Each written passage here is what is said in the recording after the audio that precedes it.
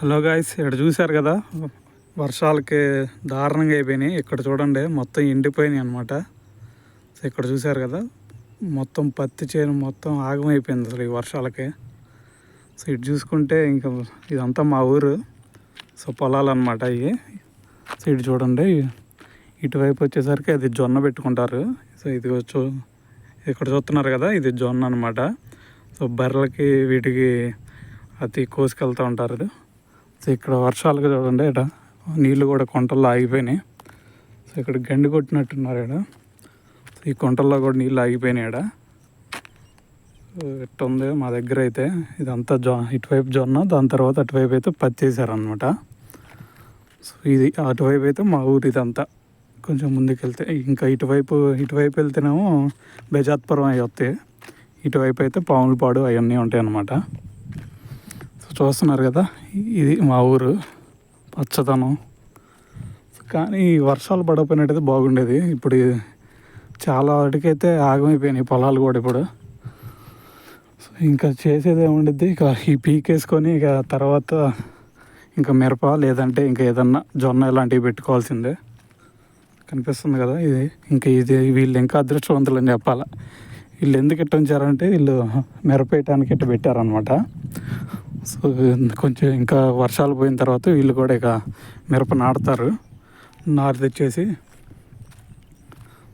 కనిపిస్తుంది కదా. ఇంకా ముందుకు వెళ్ళిన తర్వాత మీకు అక్కడ ఒక బావి లాంటిది ఉండిద్ది, అది కూడా చూపిస్తాను ఉండండి. సో లేటెస్ట్ టెక్నాలజీ వాళ్ళే ఫస్ట్ యూజ్ చేస్తున్నట్టున్నారు మా ఊర్లో.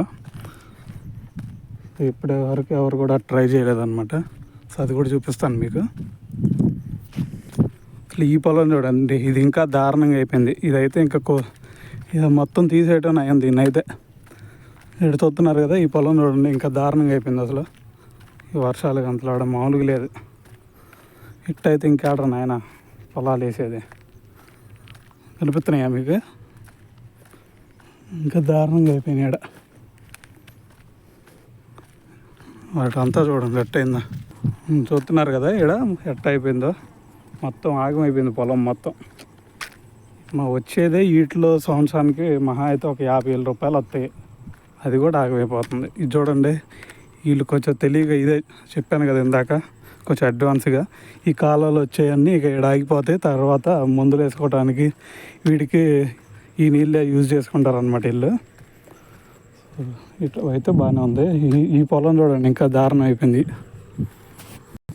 అయినా మీకు ఇక్కడ ఒక డౌట్ రావాలి, ఇక్కడ అందరూ వీళ్ళొక్కళ్ళే ఎందుకు ఇలాగా గండి కొట్టుకున్నారు అని ఒక డౌట్ అయితే మీకు రావాలి ఇప్పుడు. ఎందుకంటే వీళ్ళు మిరపతోట ఎక్కువ వేస్తారనమాట. సో మిరపతోట వేసినప్పుడు మరి నీళ్ళు ఎక్కువ కావాలి కదా. సో నీళ్ళు ఎక్కువ కావాల్సినప్పుడు మరి ఈ నీళ్ళే, ఈ కొంటలో ఉన్నాయి కదా, ఈ నీళ్ళే యూజ్ చేసుకుంటారు వీళ్ళు. సో దీనికోసం వీళ్ళు గండి కొట్టారనమాట. ఇది చూశారు కదా పత్తి. సో అక్కడ మధ్యలో అయితే పత్తి ఆగమైపోయింది చూడండి ఇక్కడ వర్షాలకి. సో అసలు మెయిన్గా చెప్పాలంటే ఇక్కడ మెయిన్గా వీళ్ళకి మహా అయితే ఒక ఎకరానికి మహా అయితే నాకు తెలిసి ఒక 25,000 30,000 రూపాయలు వస్తాయి నాకు తెలిసి. సో దాంట్లో కూడా ఇలాంటి వర్షాల వల్ల ఆగమైపోతే ఇంకేమవుతాయి ఈ రైతులకి చెప్పండి.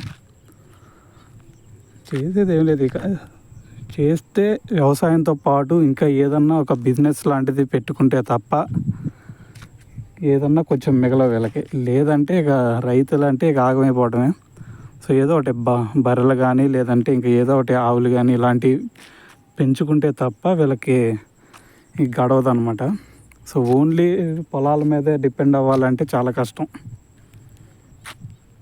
సో ఇదండి మరి మా ఊర్లో మొత్తం చూస్తున్నారు కదా ఇలా ఉంది. సో ఇంకా రేపు ఇంకా కొంచెం ముందుకెళ్ళి ఇంకో వీడియో అయితే చేద్దాం. అదైతే రేపు అప్లోడ్ చేస్తాను. సో మీకు కనుక ఈ వీడియో నచ్చితే ఒక లైక్ అయితే చేయండి.